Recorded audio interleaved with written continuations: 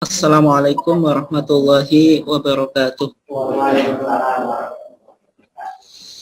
Alhamdulillahi wahdah, wassalatu wassalamu ala man la nabiyya ba'dah, amma ba'd.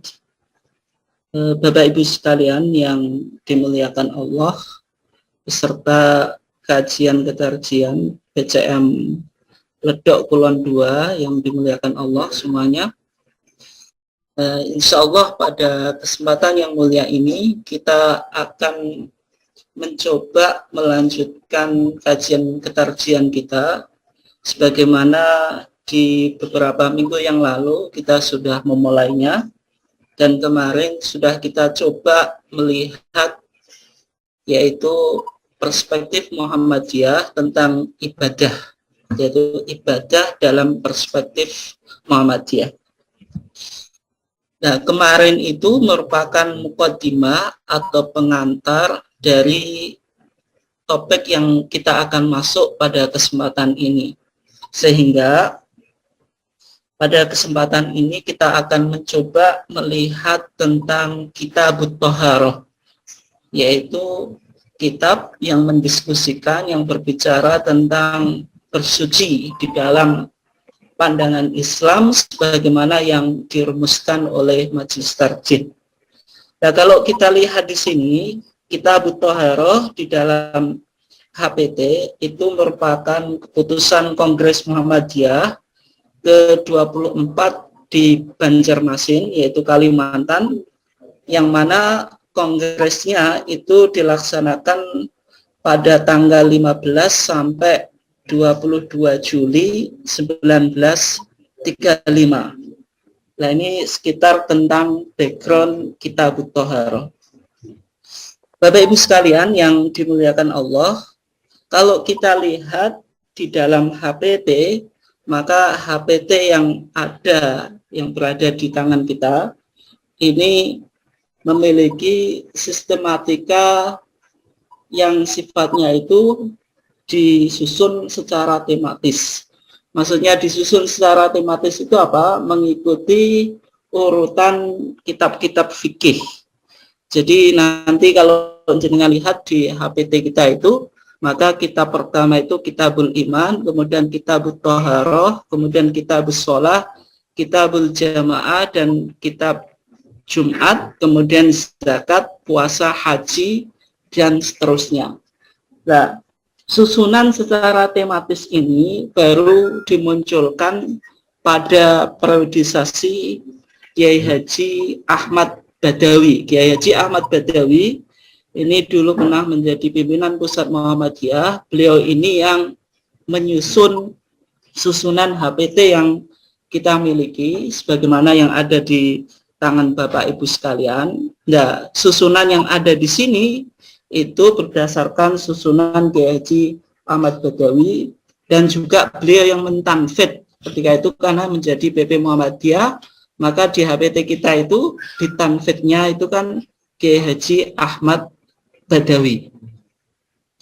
Tetapi di sisi yang lain, kitab HPT itu ada susunan secara kronologis. Yang saya maksud susunan secara kronologis itu mengikuti waktu di mana kitab tersebut diputuskan.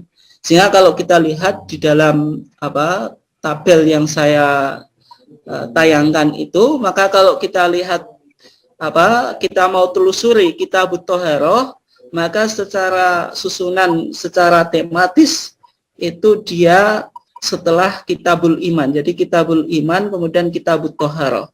Tetapi kalau kita lihat secara kronologis, itu sebenarnya dia urutannya nomor 3.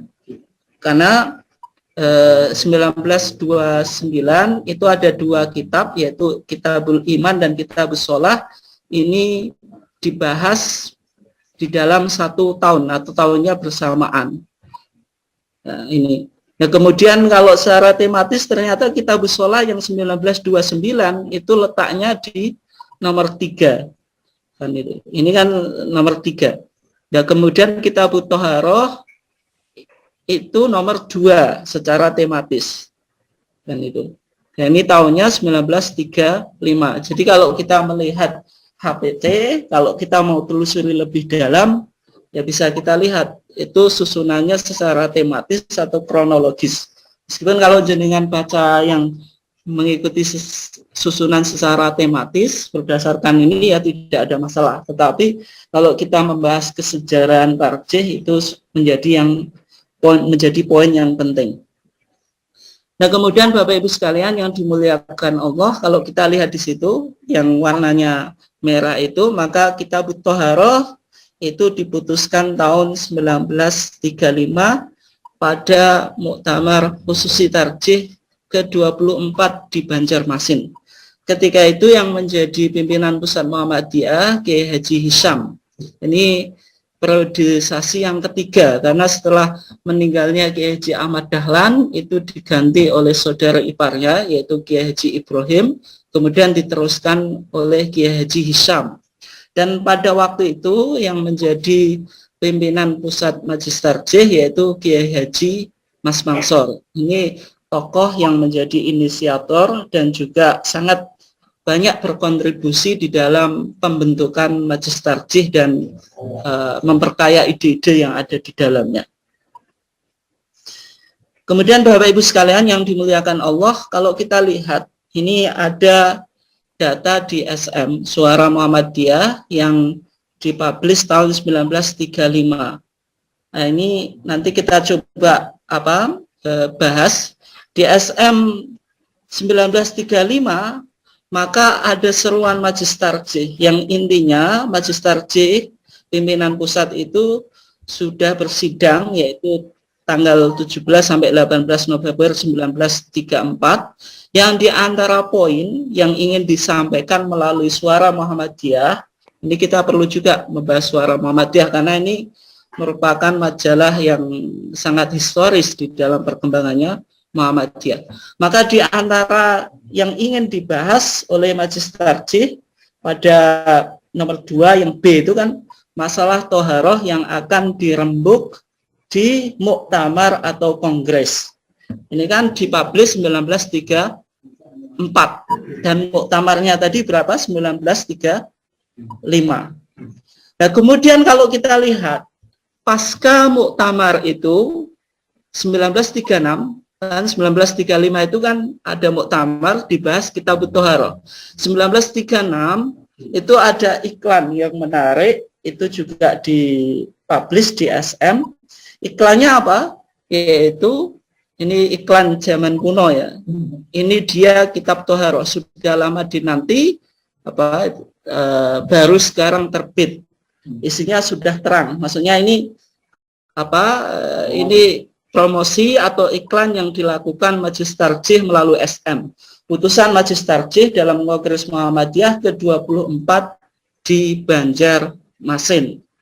Ya, ini sekitar sejarah atau data yang kita bisa temukan tentang Kitab Thaharah. Karena ini menarik juga untuk ditelusuri meskipun mungkin tidak begitu penting juga bagi sebagian kita kan, yang penting isinya. Tapi kalau bagi saya sebagai pengkaji tarjih maka harus tahu bagaimana perumusannya, siapa saja tokoh-tokoh yang terlibat, kemudian sampai iklan-iklannya itu saya telusuri gitu. Dan alhamdulillah saya bisa menemukan beberapa data tentang itu. Karena kan tarjih ini kan tokoh-tokohnya sudah meninggal sehingga arsip-arsip pun juga sangat terbatas, dan mungkin melalui kajian ini juga sebuah kesempatan bagi saya bisa memotivasi juga untuk menelusuri kearsipan tarjih yang ada. Nah, kemudian Bapak Ibu sekalian yang dimuliakan Allah, kalau kita lihat Kitab Thaharah, ini sebagaimana yang saya sampaikan tadi, keputusan Kongres Muhammadiyah ke-24 di Banjarmasin yaitu dilaksanakan tanggal 15 sampai 22 Juli 1935. Nah, kemudian kalau kita lihat isinya apa saja, nanti bisa jenengan cek kalau kebetulan bawa HPT gitu. Maka Kitab Thaharah ini kan letaknya tadi secara tematis setelah Kitabul Iman. Maka di situ ada muqaddimah yang isinya yaitu surat Al-Maidah ayat 6, kemudian kaifiyatul wudu atau tata cara berwudu. Kemudian mashul khufain, yaitu mengusap kedua khuf atau sepatu. Kemudian al-hadas, membahas tentang hadas. Kemudian al-ghuslu, membahas mandi. Kemudian at-tayammum, membahas tayamum. Kemudian izalatun najasah, membahas bagaimana cara menghilangkan najis. Kemudian al-istinja atau bagaimana cara cebok. Nah, ini beberapa poin yang dibahas atau yang diputuskan oleh Majelis Tarjih ketika itu. Jadi putusan lengkap dengan dalilnya baik dari Al-Quran dan As-Sunnah. Kemudian Bapak Ibu sekalian yang dimuliakan Allah, kalau kita lihat ada kitab Thaharah, maka judul yang dipakai oleh HPT itu sering menggunakan kitab, dan ini juga sebuah istilah atau judul yang sering ditemukan di kitab-kitab klasik. Misalnya di dalam Sahih Bukhari itu juga semua pembahasannya diawali dengan kitab. Nah, misalnya Kitabul Iman, berarti kitab yang membicarakan tentang iman. Dan Kitab Thaharah yang membicarakan tentang Thaharah. Nah, istilah kitab itu apa? Nah, istilah kitab itu sebenarnya yaitu dalam bahasa Inggris kadang diterjemahkan the book atau the chapter kan. Chapter atau buku kan. Ya, maksudnya dalam bahasa Arab apa? Kitab itu ismun li jumlatin mukhtasah minal ilm al-mustamilah ala abwabin wa fusulin ghaliban. Yang dimaksud kitab itu ya merupakan sekumpulan informasi yang berisi tentang ilmu, yang di situ ada bab, ada pasal. Ini cuma metodologi penulisan ilmiah lah kalau sekarang. Kalau jenengan dulu pernah nulis skripsi, nulis tesis, nulis disertasi, maka kan ada model-model sistematika penulisan, kapan meletakkan chapter, kapan meletakkan pasal dan sebagainya. Nah, kalau dalam bahasa Arab, maka untuk memberikan judul pada kumpulan informasi tentang ilmu-ilmu tertentu itu biasanya dipakai istilah kitab. Jadi kalau Kitab Thaharah berisi tentang berbagai macam informasi yang berkaitan dengan hukum-hukum Islam yang ada di dalam masalah Thaharah. Nah, kemudian yang kedua ada at-Thaharah. Thaharah itu apa? Ini kita coba lihat dari dua sudut. Yang pertama makna secara linguistically, makna secara bahasa. Nah, artinya Thaharah itu an-nadhafah, yaitu suci atau kebersihan. Wal khulus minal nas, atau bersih dari najis. Itu berarti Thaharah secara bahasa. Kemudian secara istilah bisa kita simpulkan yang dimaksud dengan Thaharah itu raf'u hadasin au izalatu najasin, yaitu mengangkat hadas atau menghilangkan najis. Yang menjadi mungkin pertanyaan, apa yang disebut hadas? Maka hadas ini kan sesuatu yang dia sifatnya itu maknawi, bukan sesuatu yang sifatnya fisik. Jenengan kentut kan itu kan tidak ada secara fisik, tapi yang ada maknawi. Dengan kentut, ketika jenengan kentut berarti menghalangi untuk melakukan sholat. Nah, itu yang disebut hadas kan itu. Au izalatu najas, menghilangkan najis. Benda-benda yang najis itu secara umum ya berupa yang fisik, meskipun ada juga yang tidak fisik kan. Au ma fi ma'nahuma, atau yang memiliki makna keduanya. Misalnya tayamum. Tayamum ini kan badalul wudu, sebagai pengganti dari wudu. Dia menggunakan media debu, tetapi memiliki fungsi sebagaimana media air. Air itu kan merupakan alat bersuci yang paling sentral atau yang paling utama. Nah, tayamum karena dia posisinya badal, pengganti, meskipun dia tidak bisa menggantikan menghilangkan najis atau menghilangkan hadas sebagaimana air, tetapi ini kan juga memiliki makna sebagai makna menghilangkan hadas atau najis itu. Au suratihima, atau memiliki bentuk sebagaimana keduanya tadi. Ya misalnya menghilangkan hadas, menghilangkan najis ini kan, kalau menghilangkan hadas dengan wudhu, menghilangkan najis misalnya dengan mandi. Hal-hal semacam ini kalau sesuatu yang wajib, misalnya kita mau sholat, sholatnya wajib, berarti kan wudhu kita menghilangkan hadas. Bagaimana kalau misalnya sholatnya itu sunnah, atau misalnya membasuh tangan itu yang wajib kan yang pertama, yang kedua ini kan yang sunnah, tetapi bentuknya itu kan sama ketika kita membasuh tangan pada yang wajib. Basuhan tangan itu kan yang pertama yang wajib, yang kedua ketiga kan sunnah. Tapi kan bentuknya itu kan sama saja. Membasuh muka itu yang wajib kan yang pertama, yang kedua ketiga ini kan sunnah. Tapi secara kaifiyah, tata caranya kan sama. Itu yang dimaksud bentuknya. Itu kira-kira yang disebut toharoh itu semacam itu. Ya, gitu. Nah kemudian pertanyaan yang muncul, kenapa HPT dimulai dengan kitabut toharoh sebelum memulai kitabus sholah? Kenapa urutannya secara tematis dimulai dengan kitabut toharoh?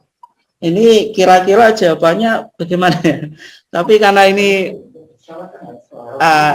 karena online mungkin bisa ditemukan. Kalau di HPT kita itu halaman 57 kan ada hadis Rasulullah bersabda, la yaqbalullaha sholata ahadikum idza ahdatsa hatta yatawaddo.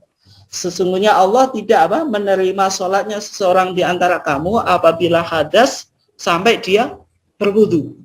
Nah karena toharoh ini kan kuncinya ibadah, atau dalam bahasa fikih disebut syarat sahnya sholat atau ibadah. Ketika sholat itu dilakukan tanpa toharoh, maka sholatnya tidak sah. Maka untuk menjadikan sholat kita sah, itu harus toharoh dulu. Dengan wudhu, dengan mandi atau yang lainnya. Nah sehingga dalam kitab-kitab fikih, termasuk juga HPT, itu meletakkan kitabut toharoh itu ya sebelum kitab sholat.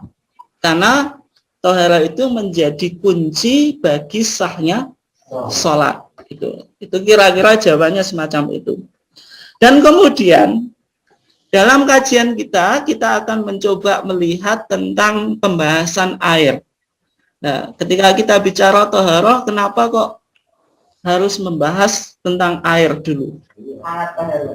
Ya karena air itu media atau alat untuk toharoh, yaitu untuk sesuci, untuk mandi, untuk wudhu dan sebagainya. Tanpa media air maka tidak bisa kita melakukan wudhu ataupun mandi. Maka pembahasan yang biasa dibahas, yang disampaikan oleh para ulama, maka yang pertama dibahas dulu babul miyah, bab tentang air. Ya, kemudian memunculkan sebuah permasalahan di HPT kita itu. Kalau jenengan lihat di HPT kita, maka tidak ada pembahasan tentang air. Yang ada langsung kaifiyatul wudhu, tata cara wudhu. Nah, sehingga saya simpulkan di slide saya itu tidak dibahas dalam HPT secara spesifik, yaitu tentang bab air. Tetapi ada isyarat atau indikasi yang disebutkan bahwasanya media untuk menghilangkan najis, nanti konteksnya itu menghilangkan najis, itu medianya harus air. Itu cuma menggunakan isyarat saja. Maksudnya kalau jenengan baca HPT ini. Kemudian dibahas dalam HPT 3 tentang topik fikih air perspektif Muhammadiyah pada Munas ke-28 di Palembang 2014. Ini saya coba tunjukkan ini. Berarti kalau kita mau nyari fikih air perspektif Muhammadiyah, lihatnya di sini. Di Munas ke-28 di Palembang 2014. Tetapi pembahasan tentang air di dalam HPT 3 itu dibahas secara asasiah. Asasiah itu secara basic value. Misalnya kegunaan air itu untuk apa? Bagaimana kita menggunakan air secara benar supaya tidak boros, kemudian tidak menyebabkan bencana-bencana alam yang lain. Kemudian secara kuliah, secara general principle. Jadi pembahasan air, fikih air ini nanti menarik kalau dengan bahas di HPT jilid 3. Tetapi fikih air di sini di jilid 3, HPT jilid 3 itu tidak berbicara penggunaan air secara theological law atau berdasarkan hukum syara. Jadi nanti ini penjelasannya menarik sekali, mungkin digunakan misalnya di pemerintah yang concern di dalam masalah air itu bagaimana memanfaatkan air, bagaimana hal-hal isu-isu yang menarik. Pokoknya nanti suatu saat kita akan coba, karena pendekatan HPT jilid 3 ini tidak melulu pendekatan fikih dalam arti halal haram, tapi lebih pada hal-hal yang sifatnya umum. Ini kan terobosan Muhammadiyah.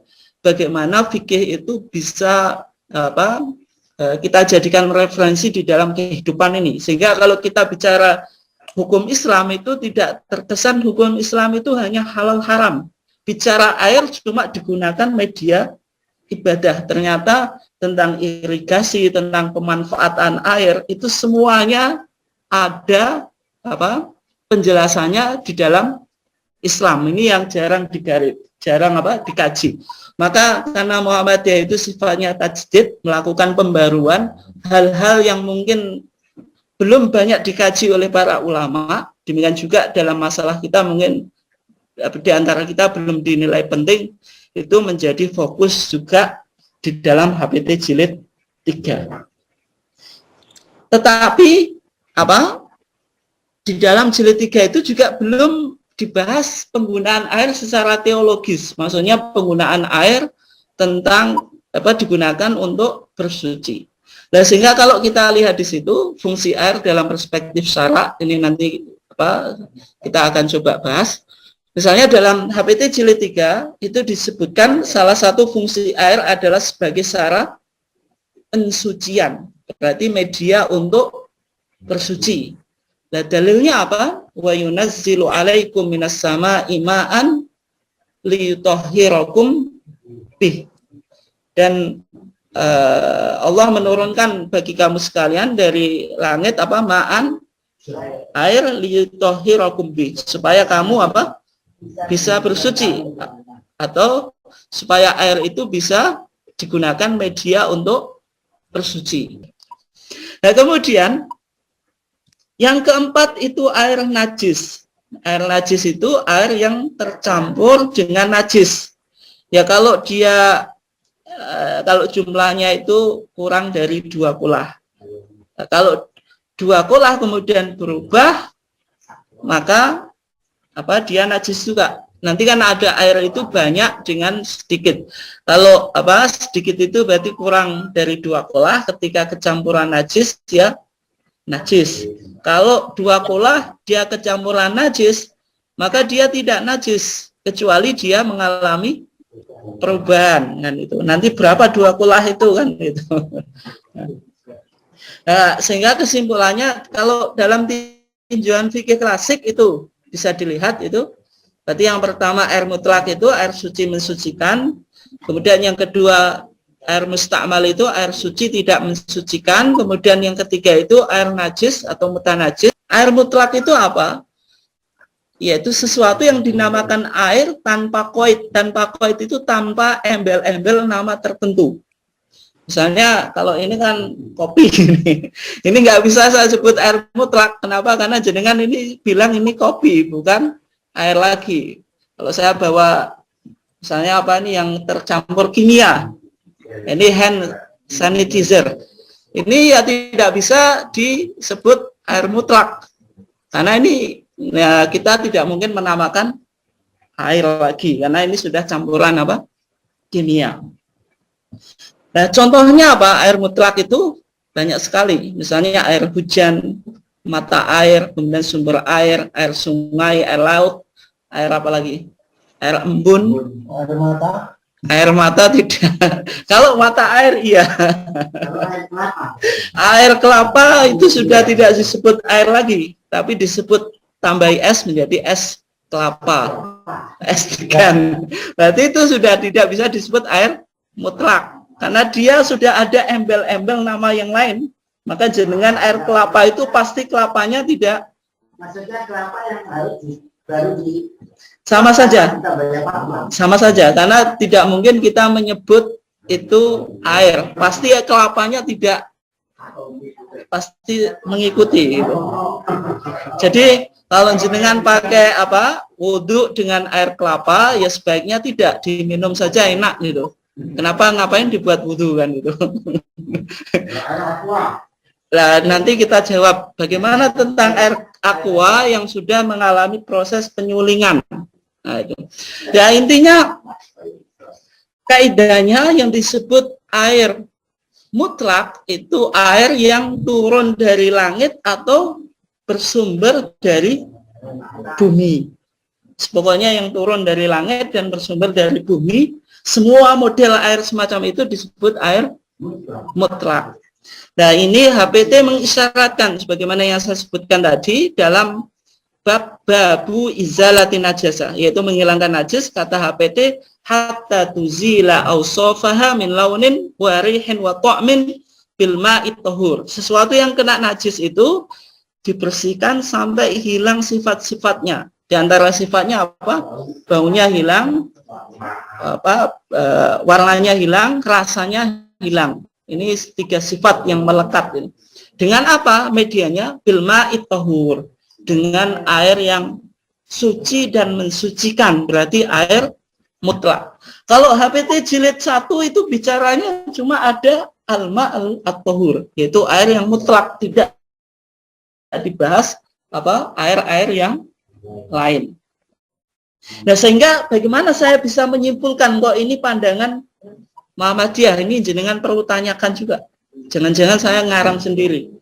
Maka ada sumber yang lain, data lain saya temukan dari mana? Saya merefer kepada tanya jawab agama atau TJA, tanya jawab agama itu kan kumpulan fatwa-fatwa tarjih. Jadi kalau sebagaimana yang saya sampaikan kemarin, ya sumber kita bukan hanya HPT saja, tapi ada TJA. Karena HPT itu putusan, TJA ini tanya jawab yang sudah beredar 8 jilid. Nah, tadi berkaitan dengan isu yang ditanyakan tadi, bagaimana hukum air aqua untuk berwudu kan itu. Boleh nggak? Maka di sini ada fatwa tarjih di TJA, tanya jawab agama jilid 1 halaman 48, nanti bisa dicek. Maka kata tim fatwa tarjih dikatakan karena air aqua itu air biasa yang tidak bercampur dengan barang najis, sedang warna dan baunya tetap sebagai air biasa. Air itu hukumnya sebagai air mutlak yang suci lagi mensucikan. Jadi wudhu pakai air aqua itu boleh kan itu. Tapi kalau konteks sekarang, kalau kita di misalnya di Bojonegoro itu ya boros, sebaiknya tidak dilakukan karena kan air yang air PDAM ya, nah itu kan masih steril dan bisa dimanfaatkan, sehingga kita menggunakan air semacam itu, tidak menggunakan air aqua. Kalaupun misalnya terpaksa nggak ada air selain air aqua, kalau itu dipakai untuk wudhu, maka itu wudhunya sah. Tapi kalau tadi air kelapa dikumpulkan buat wudhu, maka itu tidak sah. Karena dia suci tapi tidak mensucikan. Nah, kemudian yang menjadi pertanyaan lagi, bagaimana kalau misalnya jenengan mandi? Mandi itu kan biasanya air yang digunakan mandi itu kan bercampur dengan sabun. Nah itu, bercampur dengan sabun ataupun dengan benda-benda yang lain. Nah itu boleh nggak digunakan untuk bersuci? Maka dalam pandangan tarjih itu juga boleh. Kenapa kok boleh? Karena campuran itu tidak sampai merubah air itu secara penamaan itu kan masih disebut air. Meskipun ada campurannya apa? Sabun. Kenapa kok saya bisa berkesimpulan semacam itu? Jenengan lihat HPT dalam bab cara memandikan mayat, maka dalam putusannya dikatakan waghsiluhu witron. Mayat itu ketika dimandikan disunahkan memandikannya secara apa? Ganjil. Berapa kali? Salatan au khamsan au aktar min dalik. Boleh 3, boleh 5, 7, pokoknya ganjil. Dengan apa membasuhkannya? Memandikan mayat bimain wasidrin, dengan air dan daun bidara. Waj'alu fil ghuslatil akhirah, dan jadikanlah di penutup mandinya itu, di penutup memandikan yang paling terakhir itu kafuron au syai'an minha, dicampur dengan kapur barus kan itu. Nah, kalau kita lihat di sini dalilnya apa? Ini bisa dibaca, saya simpulkan saja langsung karena waktu kita nggak cukup. Nah, ketika itu anaknya Rasulullah, yaitu siapa? Zainab, itu meninggal. Maka Rasulullah masuk untuk melihat tentang proses pemandiannya itu.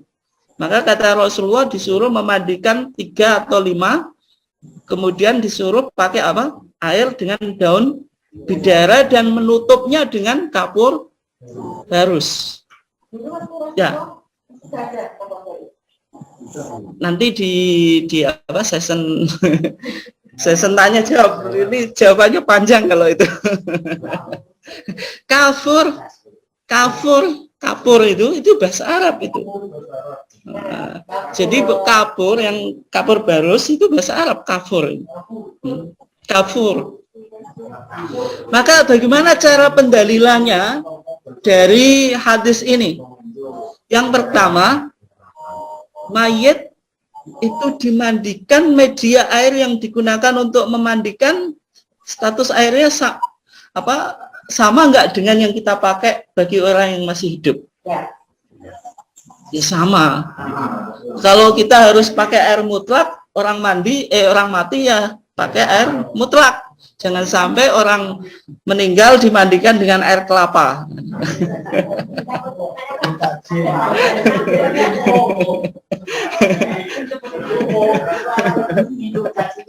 Ya, kemudian di dalam hadis itu kan berarti air mutlak itu bercampur dengan daun bidara dengan kapur barus. Berarti percampuran ini tidak sampai merubah nama air itu, tetap dinamakan air mutlak. Sehingga kalau jenengan wudhu pakai air yang dikit-dikit kecampuran sabun, itu ya tidak masalah, tetap sah. Dan itu. Ya, sehingga kalau tidak mendapatkan air yang lain, pakai itu juga enggak apa-apa. Termasuk digunakan mandi. Kalau kita mandi itu kan campuran sabun. Kalau campuran sabun nggak boleh kan berarti mandi kita tidak sah. Itu kalau sempat bilas, kalau nggak sempat bilas. Itu yang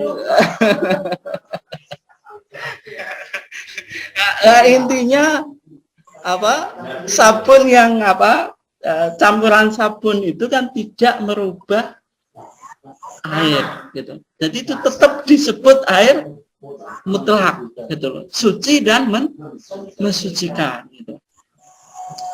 Kemudian yang kedua, ada istilah alma al-musyamas, air yang terkena sinar matahari.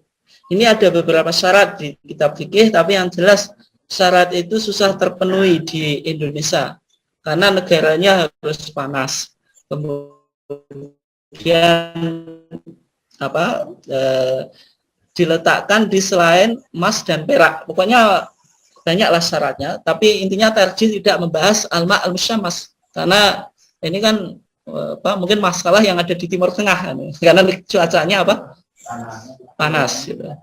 Yang dibahas oleh tarjih itu alma al-musakhon, air yang dihangatkan atau dipanaskan. Misalnya ketika cuaca dingin, jenengan pagi-pagi mau sholat subuh atau sholat tahajud, mau wudhu, itu terlalu dingin, boleh nggak dihangatkan? Ketika dihangatkan, boleh nggak dipakai untuk suci? Atau air matang, itu digunakan media untuk wudhu, boleh nggak? Nah, maka air semacam itu ya termasuk air mutlak. Maka dalam pandangan tim fatwa tarjih, air semacam itu tetap suci dan mensucikan. Juga tidak termasuk makruh, karena menghukumi makruh itu kan harus pakai dalil, sedang kita tidak menemukan dalilnya, karena ini kan menyangkut syariat. Syariat itu kan harus ada dalilnya. Kalau bilang makruh ya harus ada dalilnya. Sekarang mana dalilnya? Ketika tidak ada dalilnya ya tidak bisa kita menghukumi ini makruh. Nah, ini penting. Nah, bagaimana kalau air sisa minum binatang yang halal? Binatang yang dipandang sebagai binatang yang suci kan. Nah, itu boleh untuk digunakan. Misalnya sisa minuman sapi atau kambing kan itu. Ya jangan dibayangkan caur dedek. Kan nggak harus semacam itu kan. Kalau sudah jadi dedek buat wudhu gimana nanti?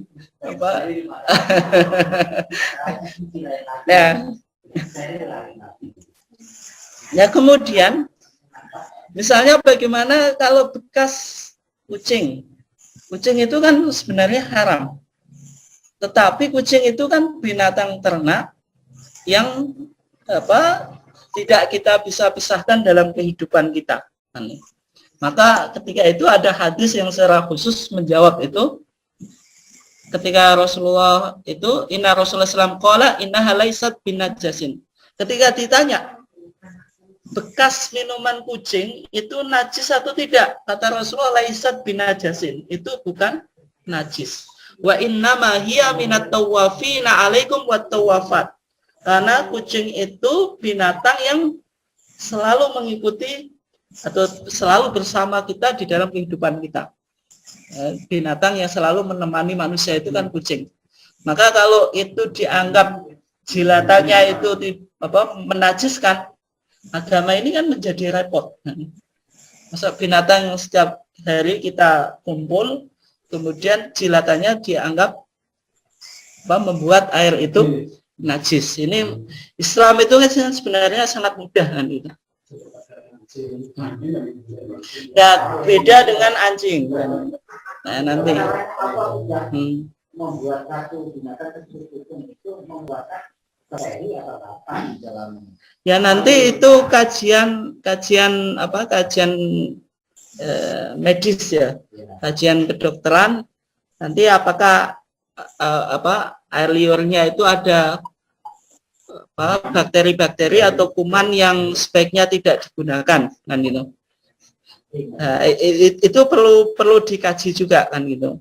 Meskipun secara umum kan sesuatu yang boleh secara syar'i itu kalau misalnya mengandung unsur-unsur yang lain itu kan boleh tidak harus digunakan. Tetapi di kondisi-kondisi yang tertentu maka hukum syar'i kebolehan ini kan bisa menjadi solusi. Ya kalau kita ada air yang banyak, kalau enggak cuma ada satu wadah di situ dijilat kucing lagi. Nah, itu kan syariat itu kan pandangannya sangat komprehensif, tidak melihat sesuatu itu secara parsial aja. Nah, ini hukum syara itu semacam itu secara umum. Nah, kemudian ada air mustakmal. Air mustakmal tadi apa? Air yang terpisah dari anggota orang yang berwudu atau orang yang mandi. Misalnya saya wudu membasuh muka. Basuhan muka pertama ini ketika jatuh saya gunakan untuk membasuh tangan, maka itu tidak sah. Maka dalam fikih Syafi'i, ketika jenengan wudhu pakai gayung itu dikoboi, maka itu menjadi mustakmal. Maka itu tidak boleh digunakan wudhu. Kecuali ada niat al-ihtiraf, niat untuk dicelupkan. Karena dengan kita menyelupkan air, itu kan tidak menjadikan dia mustakmal, karena nyelupkan itu kan bukan yang wajib. Tapi kalau nyelupkannya itu digunakan untuk membasuh tangan, ini kan menjadi wajib. Nah itu kalau di fikih tradisional ya, di fikih klasik. Tapi kalau pandangan tarjih, air mustakmal itu hukumnya suci dan mensucikan. Kenapa? Dan bahkan di sini di TJA, tanya jawab agama itu dikatakan bahkan Rasulullah SAW itu membolehkan kaum muslimin bersuci dengan air yang telah digunakan untuk bersuci. Ya contohnya apa? Misalnya di situ kana nisa wa rijal yatawaddauuna ala ahdi Rasulullah SAW fi ina'in wahidin wa yusyri'una fihi jami'an. Laki-laki dan perempuan ini suami istri. Di zaman Rasulullah itu tempat wadah untuk mandinya itu hanya satu. Jadi kan satu ini dipakai, kemudian sisanya itu dibuat lagi. Ini kan berarti dia mustakmal kan? Tapi kan tetap dianggap sebagai mandi yang sah secara syar'i. Dan kata Maimunah, yaitu istri Rasulullah itu, kata Maimunah, kuntu aghtasilu ana wa Rasulullah sallallahu alaihi wasallam min ina'in wahidin. Saya mandinya itu bersama Rasulullah itu cuma pakai satu wadah. Ini kan berarti campur suami istri. Ya, nanti jenengan coba nggak apa-apa, ini kan suami istri gitu. Min janabatin. Maksudnya meskipun satu wadah. Satu wadah. Suami istri kan diciduk gini Pak. Sendiri-sendiri kan nggak masalah. Nggak harus diciduk, bahkan masuk di dalamnya. Kalau diciduk, kalau dia nggak dipakai kan berarti nggak mustakmal. Ketika mustakmal itu berarti airnya itu bekas dipakai. Kalau diciduk kan keluar, hilang, kan nggak dipakai mandi lagi. Nah kalau min ina'in wahidin berarti airnya yang dipakai itu masih tersisa kemudian dipakai lagi. Nah ini kan berarti dari beberapa dalil ini Majelis Tarjih menyimpulkan air mustakmal itu hukumnya suci dan mensucikan. Meskipun di kitab fikih klasik dianggap suci tapi tidak mensucikan. Ini yang menjadi beda antara pandangan tarjih dengan kitab fikih klasik. Ya. Nah, kemudian ini yang terakhir tentang air najis atau mutanajis. Najis itu pada zatnya, kalau mutanajis itu kena najis. Ya. Nah, air najis itu air yang terkena najis dan berubah salah satu dari sifatnya tadi. Apa tadi? Warna, bau, sama rasa. Ketika itu sudah berubah, maka itu dianggap air yang najis. Nah, kalau kita simpulkan di situ, ini kesimpulannya, itu macam-macam air, kemudian pandangan fikih klasik, kemudian pandangan tarjih. Kalau air mutlak itu sama, fikih klasik dengan tarjih itu sama pandangannya, yaitu suci dan mensucikan. Yang kedua, air musyammas. Dalam pandangan fikih klasik itu suci tetapi makruh digunakan. Kalau tarjih belum berbicara tentang air musyammas itu.